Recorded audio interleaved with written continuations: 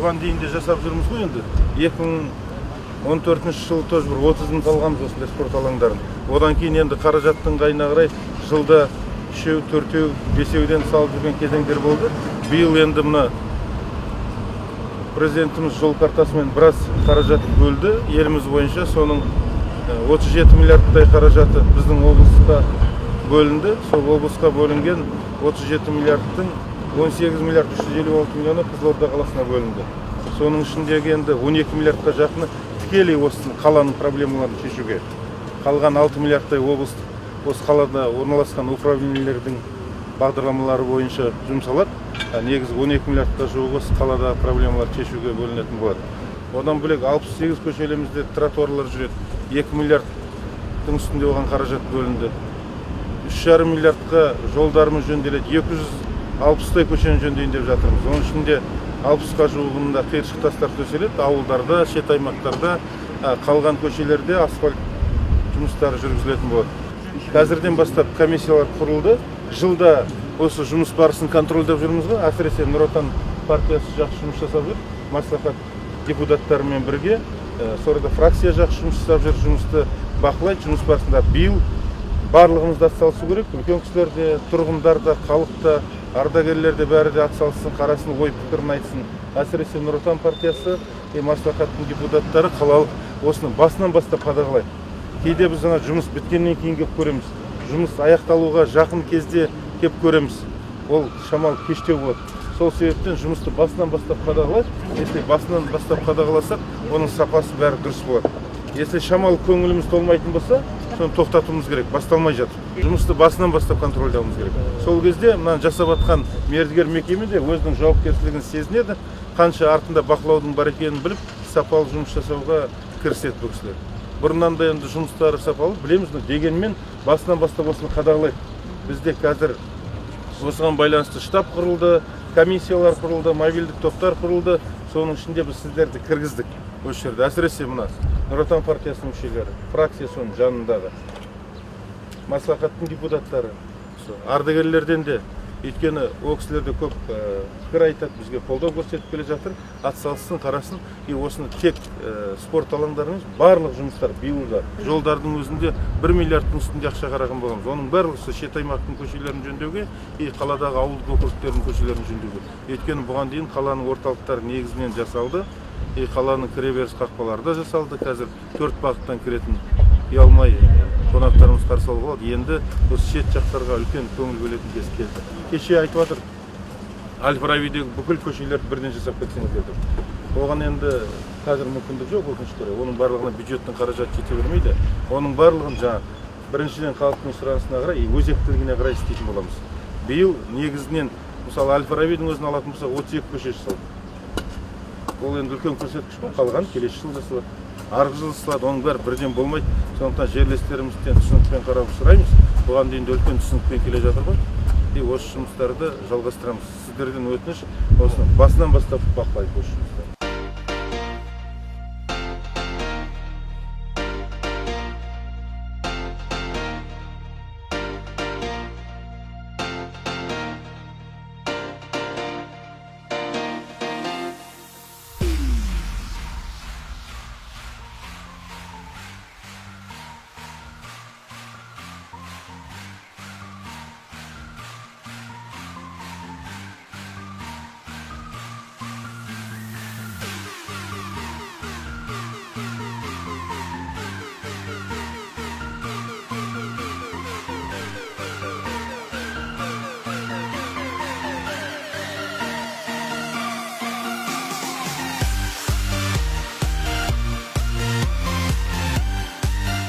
Тұрғындардың сұраныстарын ескердіңіздер ме?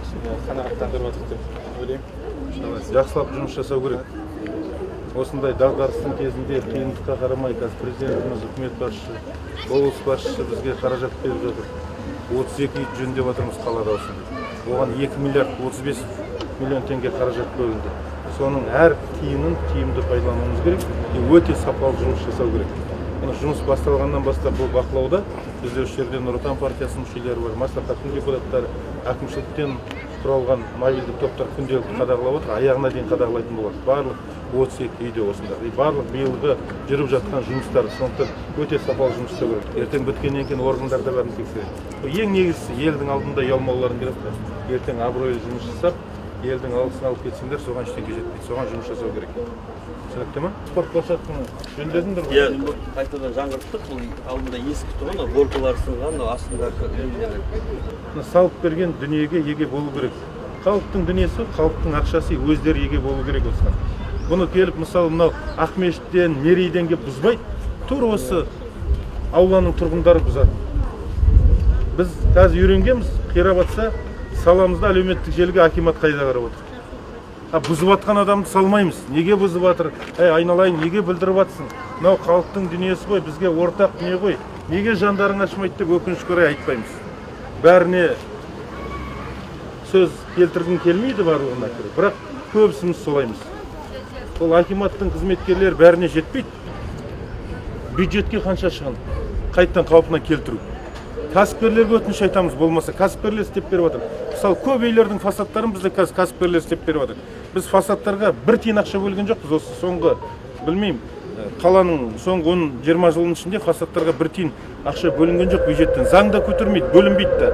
Барлығы демеушілікпен маған дейінгі әріптестерімде, маған дейінгі әкімдерде, әр құрылысшыларға, кәсіпкерлерге өтініш айтып, соның бәрін жасатып жатыр, фасадтардың бәрін. Мен де сол жұмыстарды жалғастырып жатырмын. Мен де құрылысшыларға, кәсіпкерлерге өтініш айтып, 2 жылдықтың кезінде 150-дей үй, былтыр 100-ге тарта үйдің бәрін фасадын жасадық.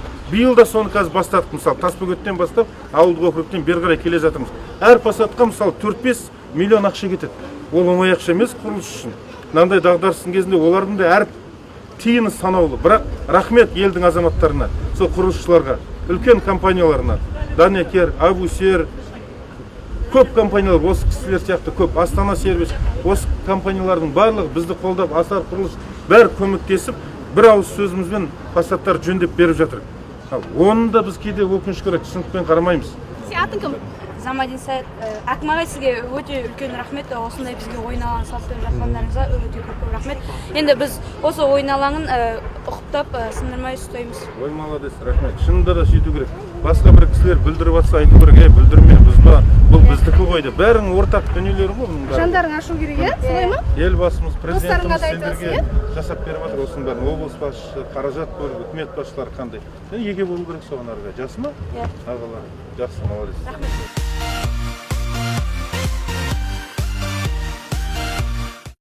Питомыз ғой бізде іштегі. Сен кімсің? Материал директорымыз. Директор болсаң неменеге питомға айналысу керек? Сен не қаяқтан материалдың алып жатқанын білмейсің бе не? Мен көзіммен танып тұрмын, қазір сапасы онша емес екен. Жандарың ашымайды, содан кейін аяғы осылай болады. Сен осы қаланың тұрғынсың ғой? Иә. Қалаға жаның ашимын? Ашиды. Жаның ашса дұрыстап істемейсің бе? Мынау болмайды. Сендерге жаңа ақшаны игеру керек, қалай болса солай бітіріп шығу керек деген әңгіме жоқ. Игерілмесе бір сөгіс алсақ алармыз. Бірақ сапалы болу керек, не істесек те. Ертең айтпау керек мынаны. Қаланың әкімі қайда қарады, болмаса бізде үйреніп қалған жақсы сөз бар ғой, жеп кетті, үйтіп кетті, бүйтіп кетті. Маған оның керек жоқ. Маған жұмыс керек, сапалы жұмыс керек. Алматыдан бола ма, Шымкенттен бола ма, сен қатыстың ғой, жеңіп алдың ғой. Енді сенің проблемаң істе. Болмаса кет істейтін адамға бер, вот шын. Басқа мынауын қабылдамай, тоқтат мына жұмысыңды. Маған көз бойшылықтың керек жоқ, қазір келдік. Мына теледидарға түсірдік, өйттік, бүйттік, оның керек. Біз ол үшін жүрген жоқпыз қазір. Өзіміз насихаттау үшін. Маған насихаттың керек жоқ. Кешінде көрініп тұр ғой уже үгітілетіні. Бүгін келген әкім емеспіз ғой, біледі ғой осы. Маған насихаттың керек жоқ. Үгіт насихат, онсыз да біледі. Насихатқа құмар да емеспін, шынын айтсам. Мен жұмысты көру үшін жүрміз осы жерде. Сондықтан давайте мынаны дұрыстап жасайсыңдар, болмаса ренжімеңдер. Бұзып мынаны бәрі. Мынау не пойдет?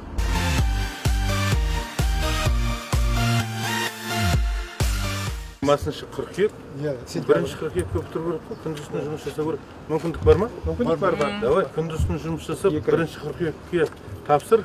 Ертең балдар білім күніне барған кезде, Алла қаласа, осы балабақша келетін болды. 20 августқа бітіремін деп тұр. Сондықтан давай, міндетті түрде біріне бала кіргізетін болады. 20 августқа бітір, соған жұмыс істеп максимально. Дағдарыс бүкіл ел шаршып жатыр. Мына індетті көріп жатсыздар, соған қарамастан рахмет. Президентімізге қаншама қаражат бөлініп жатыр. 37 миллиард ақша біздің облысқа. Үлкен ақша. Соның ішінде 18 миллиард 356 миллион қалаға. Қандай қаражат? Оның ішінде 2 миллиард 67 миллион білім саласына. Одан бөлек білім басқармасына бөлінген қаражат бар 784 миллиард, ол да қалада тұр. Білім басқармасына қарастырылған жерде колледждер, олар жай жөндеуден күрделі жөндеуден өткізуде. Қанша қаражат? Сондықтан дұрыс пайдалану керек.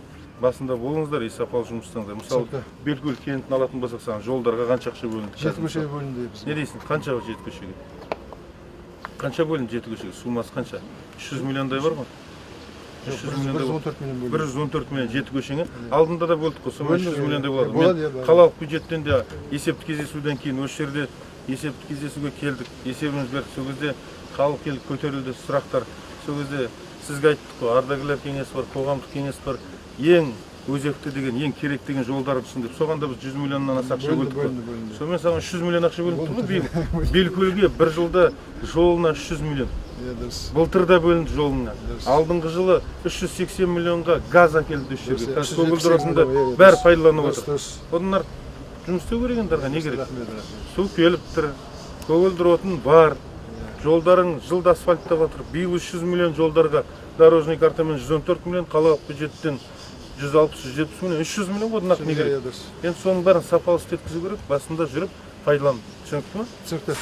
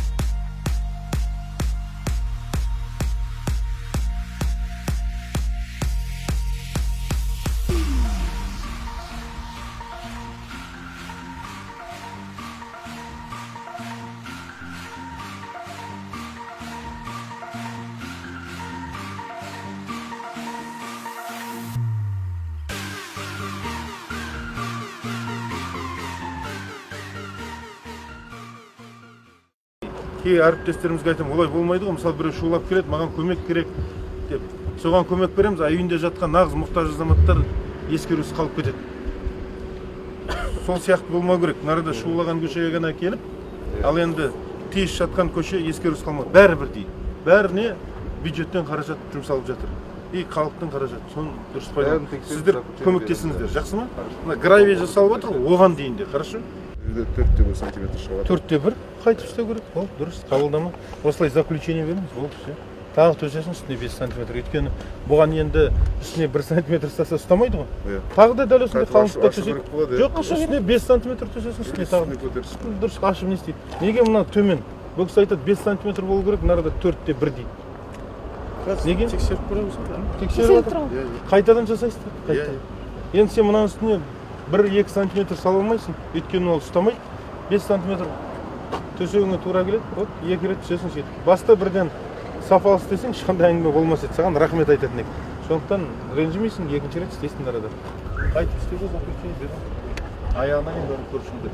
И бұл жол емес, бәрінде тағы айтамын, өтініш 260 көшенің барлығын біз бұл жігітке қатып қалған жоқпыз.